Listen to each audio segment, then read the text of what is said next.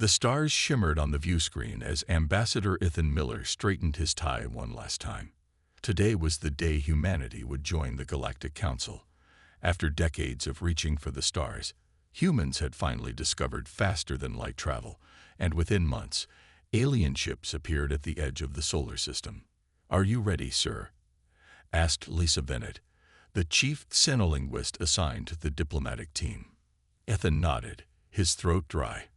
"As ready as anyone can be to represent 7 billion humans to an assembly of alien species." The shuttle docked with the massive station that housed the Galactic Council. It was a sprawling structure of gleaming metal and pulsing lights, hanging in space like a jewel. Ethan led his team through the airlock, where they were greeted by tall, blue-skinned aliens with 4 arms. "Welcome, humans," said the lead alien in perfect English. "I am Zox, representative of the Zoxian Empire. We will escort you to the council chambers." Ethan smiled and extended his hand in greeting. "We're honored to be here. Humanity looks forward to peaceful cooperation with all council members." Zox looked at the offered hand with confusion before reluctantly extending one of his 4 hands. The humans talked constantly as they walked, asking questions about the station, the council procedures, and the various species they passed in the corridors. The council chamber was enormous, with hundreds of different alien representatives seated in rising tiers around a central platform. Ethan counted at least 30 different species, some vaguely humanoid, others completely foreign to human experience. "The human delegation from planet Earth," announced a voice that seemed to come from everywhere at once. Ethan stepped onto the platform and bowed slightly. "Esteemed members of the Galactic Council, I bring greetings from Earth. We come in peace and friendship, eager to join the galactic community." For the next 3 hours, Ethan spoke passionately about human history, culture, and achievements. He emphasized humanity's desire to learn, grow, and contribute to galactic peace. The council members listened, some with interest, others with clear boredom or disdain. When Ethan finished, the council chairperson, a thin, gray-skinned being named Merrill, spoke. "The council welcomes Earth as a protectorate species. You will be granted limited trading rights and may establish an embassy on the hub station." Lisa leaned close to Ethan's ear. "Protectorate status. That sounds lower than what we expected." Ethan maintained his diplomatic smile. "We thank the council for this opportunity. May I ask what protectorate status entails?" Merrill's expression didn't change. "It is standard procedure for newly spacefaring species. You will have a voice in the council, though no vote until you have proven yourselves worthy." After the ceremony, the human delegation was led to their temporary quarters. Once alone, Lisa's professional composure cracked. "Did you notice how they spoke to us?" The translation matrix picked up subtle linguistic markers of condescension in their language patterns. "I noticed," Ethan said, loosening his tie. "They see us as children." A military observer, Captain Samantha Powell, joined them. "Their technology is centuries ahead of ours, but I noticed something interesting. They seemed surprised by some of our questions, almost as if they expected us to be less intelligent." Ethan looked out the viewport at the vast expanse of space and the alien ships moving between stars with ease. "We need to play along for now. Accept their terms. Learn everything we can." 6 months later, Earth had signed several trade agreements that heavily favored the Council's species. Human goods were classified as primitive artifacts, while Earth paid premium prices for even basic alien technology. In his private message to Earth leadership, Ethan was blunt. "They see us as talking monkeys who accidentally discovered space travel. They're happy to let us chatter away while they set the terms, but underestimating humanity has been the downfall of empires before. For now, we talk, we smile, we agree. But we watch, we learn, and we prepare." The message was encrypted and sent on a secure channel back to Earth, where the President and Joint Chiefs read it in silence. Humanity's place in the stars would not be determined by alien councils, but by human determination. And for now, they would keep talking. 5 years passed since humanity joined the Galactic Council. Earth now had an embassy on the massive galactic hub station. The embassy was small compared to those of other species, tucked away in a less desirable section of the station's diplomatic ring. Greg Wallace, the new head of Earth's diplomatic corps, stood at the window of his office.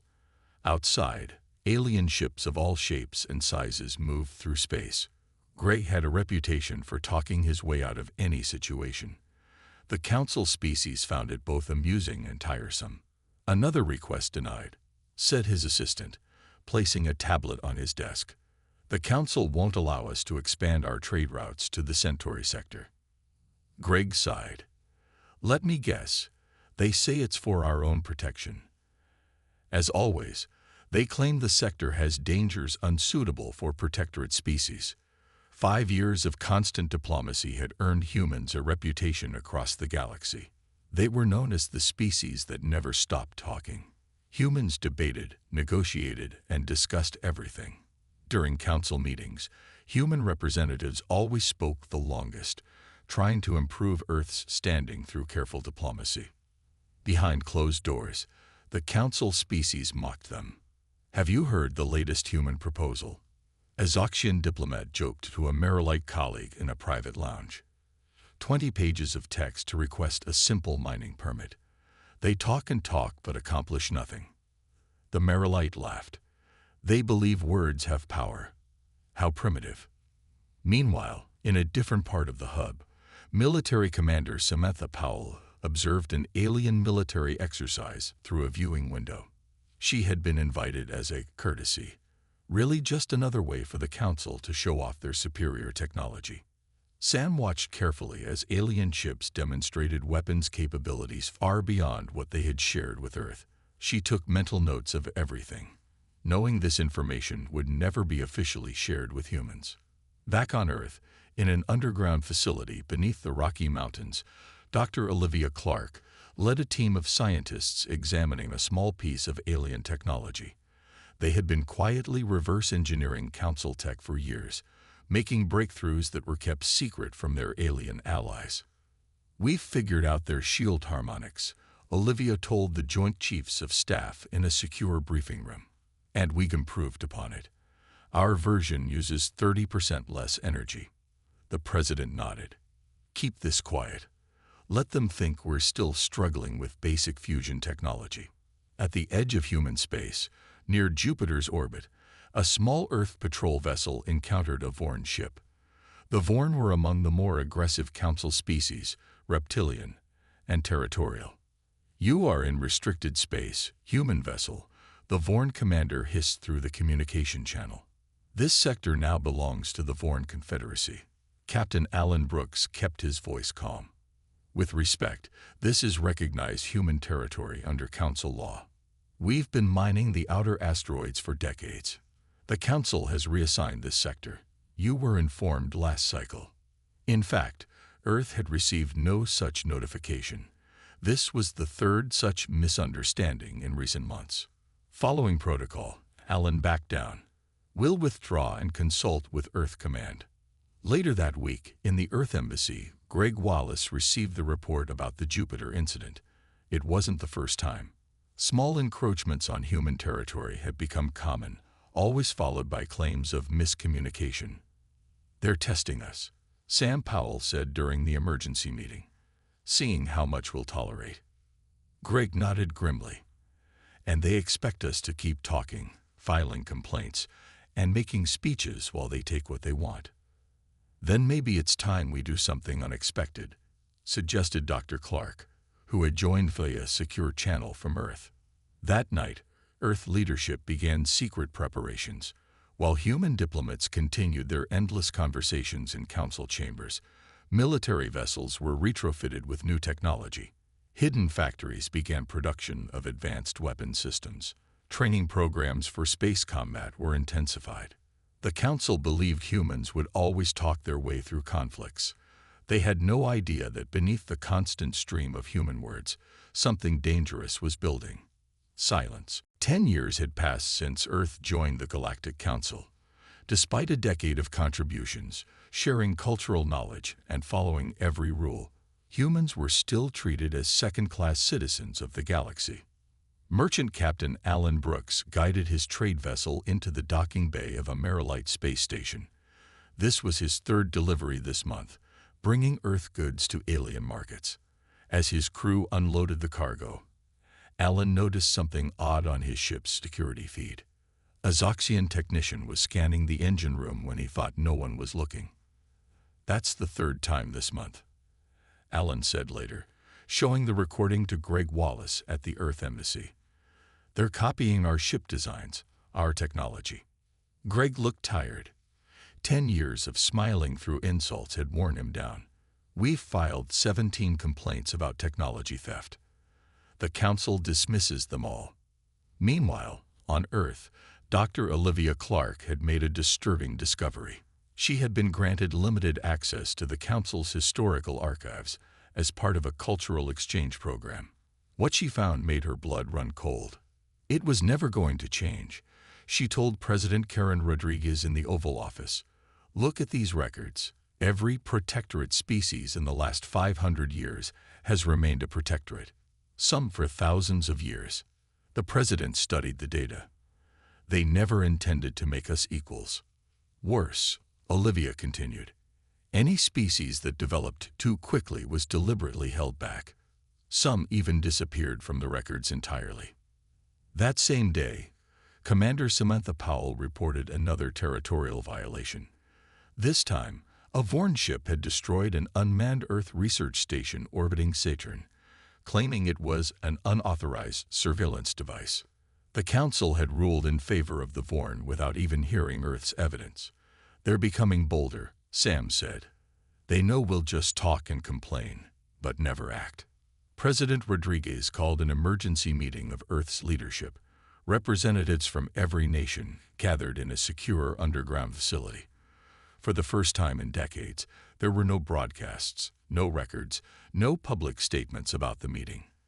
"We have 3 options," the president told the gathered leaders. "Continue as we are, hoping for change. Launch a military response to the latest provocation. Or we try something they would never expect from the chatty humans," finished Greg Wallace, who had returned from the hub station for this meeting. Dr. Clark presented her findings, showing how the Council had systematically undermined Earth's progress while stealing their innovations. Sam Powell detailed the military threats Earth faced. "They expect us to keep talking," Greg said. "What if we stop?" A plan formed. Bold, dangerous, but potentially Earth's only chance. 3 days later, every human ambassador, trader, and diplomat across the galaxy received the same encrypted message. They had 6 hours to reach the nearest Earth vessel and return home. In the Grand Council chamber, Ambassador Ethan Miller, who had returned to diplomatic service after years on Earth, was in the middle of yet another appeal for fair treatment. Dozens of alien representatives were barely paying attention to his words. Suddenly, Ethan stopped mid-sentence. The entire human delegation stood up as one. Without another word, they walked out of the chamber. Across the galaxy, human ships changed course. Human embassies emptied. Human traders abandoned negotiations. Within 24 hours, not a single human remained in alien space. The Council was confused. They expected lengthy explanations, formal protests, passionate speeches. Instead, there was only silence. On the hub station, the Earth Embassy stood empty except for a single message displayed on a screen in the main hall. "Humanity has nothing more to say." Back on Earth, President Rodriguez addressed her people. "For 10 years, we have talked while they took. We have spoken while they stole. We have pleaded while they plotted.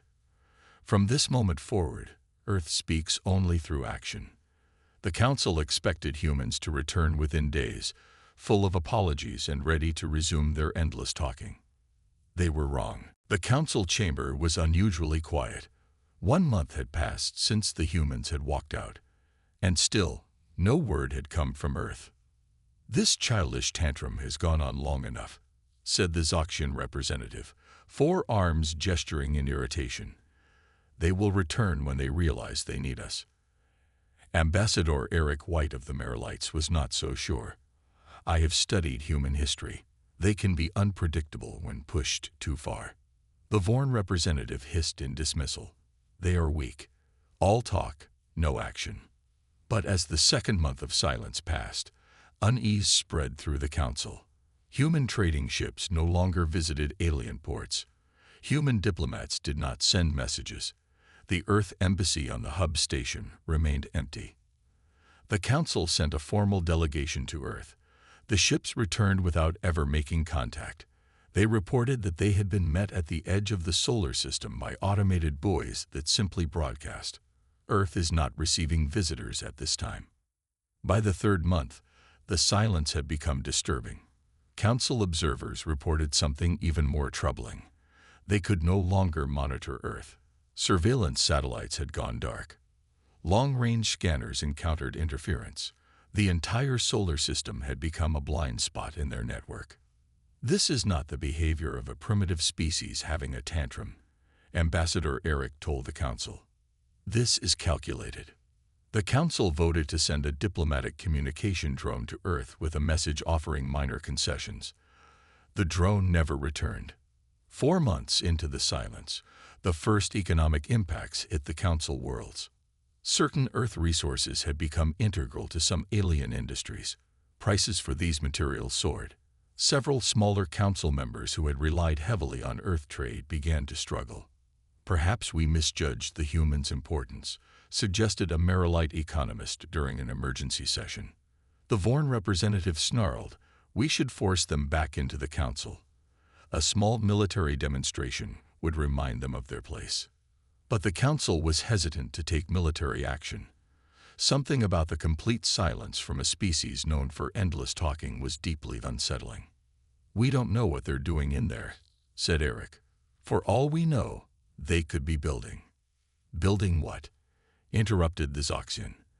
Their technology is centuries behind ours. Is it? Eric asked quietly. Or is that what they wanted us to believe? 5 months into the silence, panic began to spread. 2 smaller council species who had maintained good relations with Earth requested permission to send their own diplomats. These ships also failed to return. 6 months passed. The council finally detected activity at the edge of the solar system.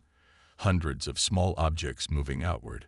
They sent long-range drones to investigate, but the drones stopped transmitting as soon as they approached. They are deploying something throughout their system, reported the council's military advisor, but we cannot determine what it is.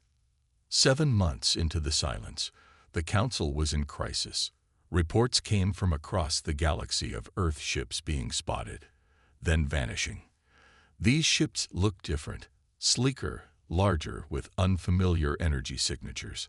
The council finally voted to send a military reconnaissance fleet, not to attack, but to observe and report. We must know what the humans are doing, said the council chairperson. This silence has gone beyond a diplomatic issue. It has become a security concern. As the fleet prepared to depart, Ambassador Eric addressed them. Remember this. We knew humans as the species that talked too much. Perhaps they were talking to distract us. Perhaps silence is their true nature. And if that is the case, we should all be very concerned about what they've been doing while not talking. The fleet entered hyperspace, bound for Earth. 8 months of human silence had accomplished what years of human words could not. The Galactic Council was finally listening. 1 year had passed since humanity's great silence began. The Council reconnaissance fleet dropped out of faster-than-light travel at the edge of the solar system. 20 ships strong, it was led by Fleet Commander Zathar of the Zoxian Empire. Proceed with caution, Zathar ordered his crew. Passive scans only. He expected a simple mission. The humans would be struggling after a year of isolation. Perhaps they would even welcome the Council's return, grateful for the chance to rejoin galactic society. What the fleet found instead shocked them to their core. Commander, called the sensor officer, voice shaking. You need to see this. The main view screen showed Earth's solar system, but it was almost unrecognizable. Massive structures orbited every planet. Rings of satellites circled the sun. Strange energy fields pulsed between planets. Impossible, whispered Zathar. They couldn't have built all this in 1 year. His second-in-command studied the readings. These energy signatures, they're unlike anything in our database. As the fleet moved closer, they detected ships. Not the primitive vessels humans had used before, but sleek, powerful crafts that moved with impossible speed. Hundreds of them, stationed throughout the system. How did they advance so quickly? Asked Zathar. The answer came when they reached Mars' orbit. Their sensors detected vast underground complexes, manufacturing centers, and research facilities that had clearly existed for years before the silence. They were hiding their true capabilities all along, realized the second-in-command. While they talked and distracted us with diplomacy, they were building in secret. Suddenly, the fleet's sensors detected movement. Dozens of human ships appeared from behind Mars, surrounding the Council fleet. They had been there all along, undetected. A communication request came through. Zathar accepted it, and the screen showed a human in a military uniform. Captain Kevin Ross looked calmly at the alien commander. "This is the first and only warning you will receive," Ross said, his voice steady. "Your fleet has entered sovereign human space without permission. You have 30 minutes to leave." Zathar puffed up his chest, 4 arms moving in the Zoxian gesture of authority. "We represent the Galactic Council. We demand to know what you have been doing during your isolation." Ross's expression didn't change. "While you spoke, we built." The simple word sent a chill through Zathar's spine. "Built what?" he demanded. Ross gestured, and the view screen changed to show a massive structure orbiting Jupiter. It was clearly a shipyard, producing vessels larger than anything the Council races had. Another image showed what appeared to be a defensive network around Earth that made the Council's best planetary shields look primitive. "For 10 years, you treated us as children," Ross continued. "You stole our ideas while limiting our growth. You expected us to keep talking forever. But humans know when to stop talking and start working." Scans showed that each human ship carried weapons that could easily destroy the entire Council fleet. Yet they made no threatening moves. "We are not your enemies," Ross said. "But we are no longer your children. We will rejoin the galactic community as equals, or not at all."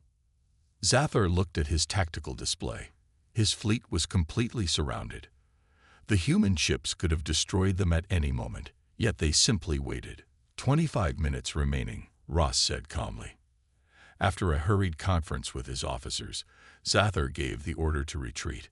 The entire fleet turned and headed back toward the jump point. As they fled, Zathar's science officer made a final observation. "Commander, based on energy readings, they're only showing us a fraction of their capabilities." Back on the hub station, the Council gathered to hear Zathar's report. The chamber was silent as he showed the images of Earth's transformed solar system. While we listened to their words, Zathar concluded they were building their strength in silence. And now, they have surpassed several of our member species. For the first time in its long history, the Galactic Council knew fear. The talking humans had fallen silent, and that silence had revealed their true power. The Galactic Council was in chaos. Emergency sessions ran for days as species argued about how to respond to the human revelation. Some called for peace, others for war.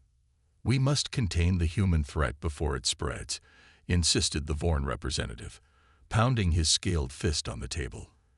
"They deceived us all. They cannot be trusted." Ambassador Eric White of the Merrillites urged caution. "Have they attacked anyone?"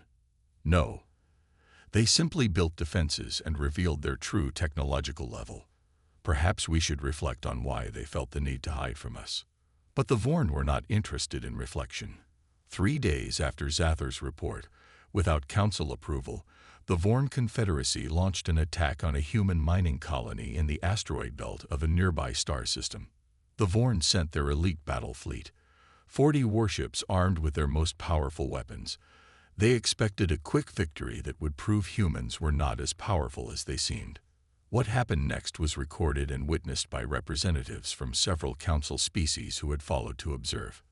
As the Vorn fleet approached the human colony, a message broadcast on all frequencies: "Vorn vessels, you are entering restricted space. Turn back immediately." The Vorn commander laughed and ordered his ships to fire on the colony's outer defenses. Before the weapons could discharge, 20 human ships appeared as if from nowhere. They moved with impossible speed, surrounding the Vorn fleet. "This is military strategist Linda Harris of Earth Defense," came a calm female voice. "You have 5 seconds to power down your weapons." The Vorn responded by firing. Not a single shot reached its target. The human ships had deployed some kind of energy field that absorbed the attacks completely. What happened next was so precise it left the observers stunned. The human ships fired narrow beams that disabled the Vorn vessels one by one. No explosions, no destruction. Just perfectly targeted shots that shut down engines, weapons, and communication systems. In less than 2 minutes, all 40 Vorn warships floated helpless in space, crews alive but powerless. Linda Harris's voice returned, addressing not just the Vorn but the council observers as well. This was restraint. A larger human ship arrived, and its captain opened a channel to all watching vessels. Admiral John Baker appeared on screen, his expression serious but not angry. "Let me be clear about what just happened," he said. "The Vorn fleet attacked a civilian mining operation. We defended it without taking a single life. We could have destroyed those ships, but chose not to." He paused, letting the words sink in. "For those council members observing, let me show you something else." The view screen changed to show a map of the galaxy. Points of light appeared throughout, hundreds of them. Each light represents a human fleet similar to the one you just witnessed. Some are larger. The council observers were silent. The human presence was vastly greater than anyone had imagined. "We have established bases in 27 star systems. Our production capacity exceeds that of the Zoxian Empire. Our energy technology has surpassed the Merilites." Another human joined Admiral Baker on screen. "I am Dr. Frank Wells, Chief Science Officer. While you were listening to our diplomatic speeches and thinking us primitive, we were studying every piece of technology you showed us.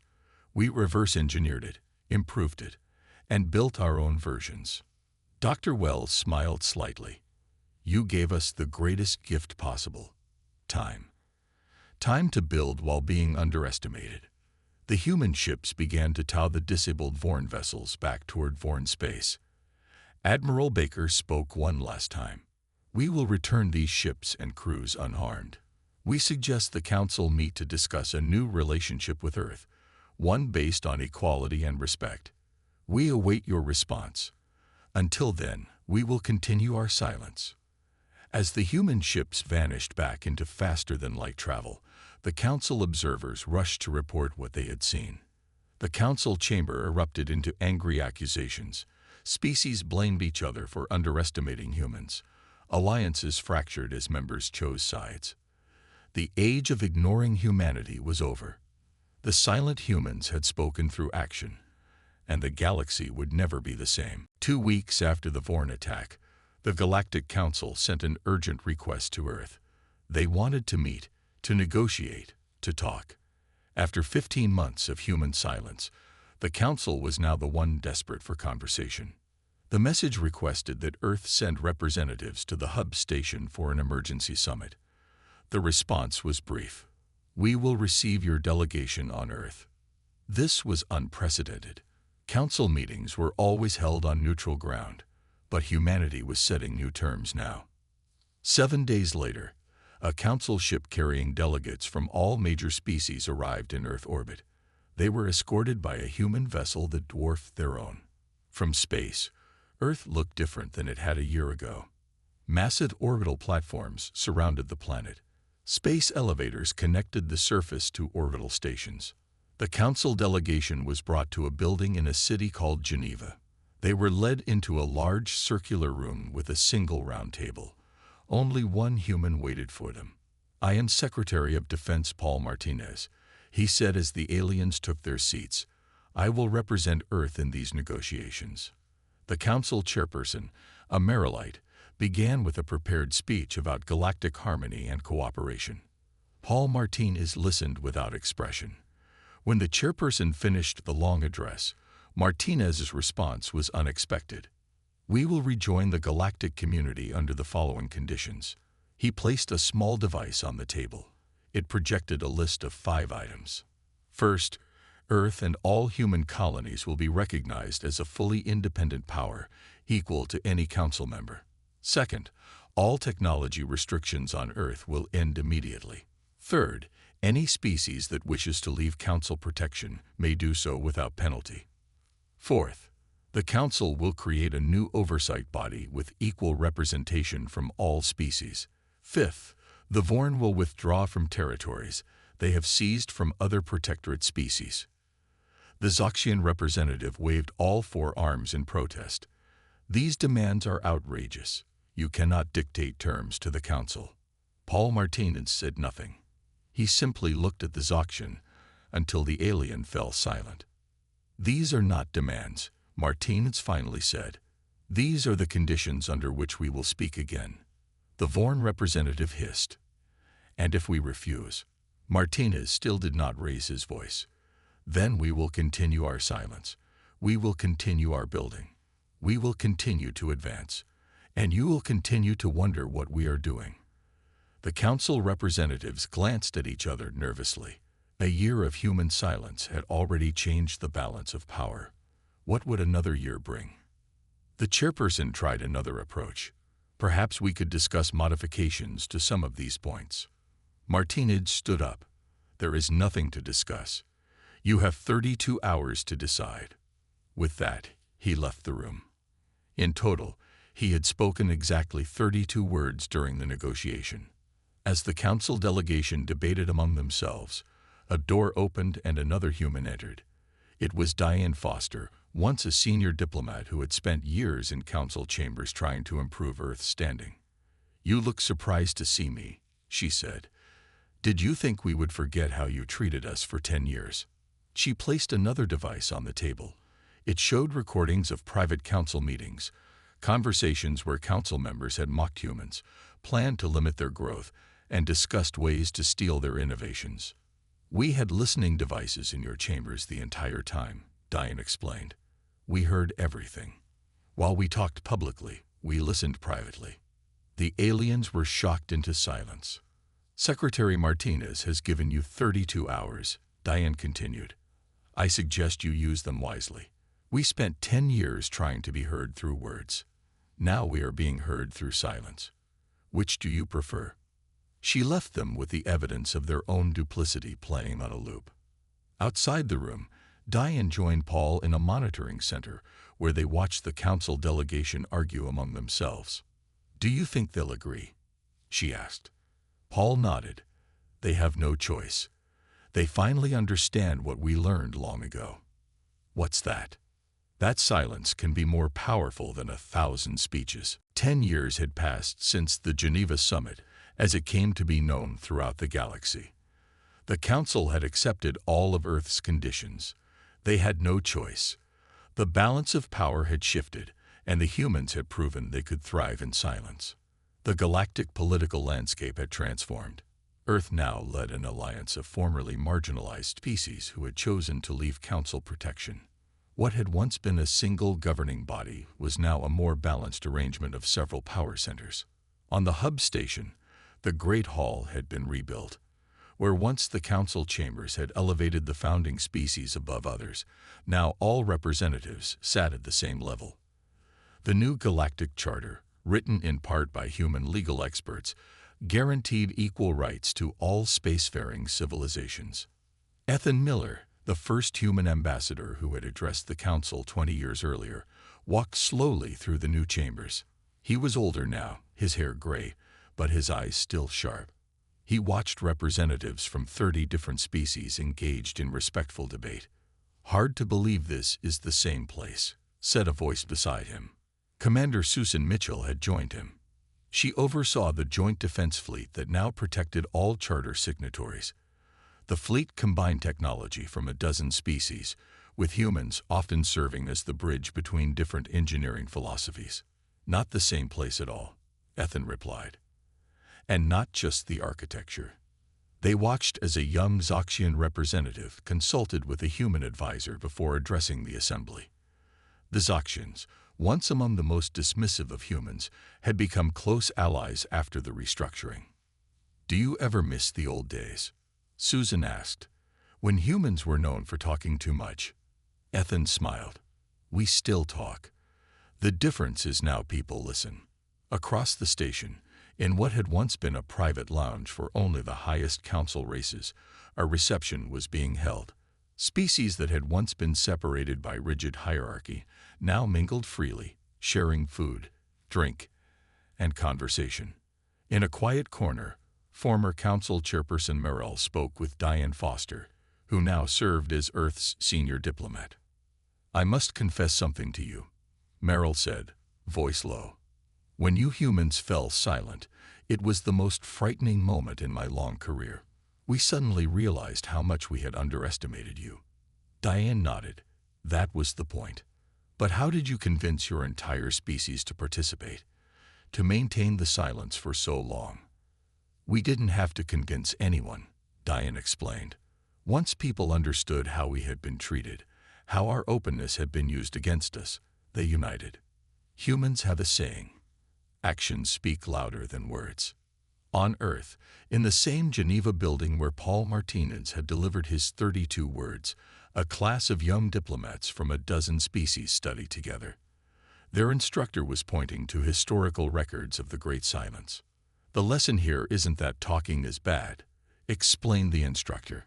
"It's that communication takes many forms. The humans used words for years and were ignored. When they switched to silence, they were finally heard." A young Vorn student raised a hand. "But wasn't it deceptive? To hide their true capabilities?" "Perhaps," the instructor acknowledged. "But it was survival. When the powerful refuse to listen, the less powerful must find other ways to be heard." As night fell on the hub station, Ethan Miller stood at a viewport, watching ships of all designs move through space. Earth vessels flew alongside alien craft, working together on joint projects throughout the sector. A young alien diplomat approached him. "Ambassador Miller, I wanted to thank you. My species would still be under council control if not for the path humans created." Ethan shook his head. "We only opened a door. All of us walked through it together." The young diplomat considered this. "There is something I do not understand. How did you know that silence would work? That it would frighten the council enough to change?" Ethan looked out at the stars, remembering the days when humans were dismissed as chattering primitives. "Because," he said quietly, "there is nothing more terrifying than the silence of someone you thought would never stop talking. In that silence, you suddenly hear your own fears clearly. And that is what truly changed the galaxy." The young diplomat nodded slowly, understanding at last the power of words withheld. "Humans taught us that silence is not absence, but presence in its most powerful form."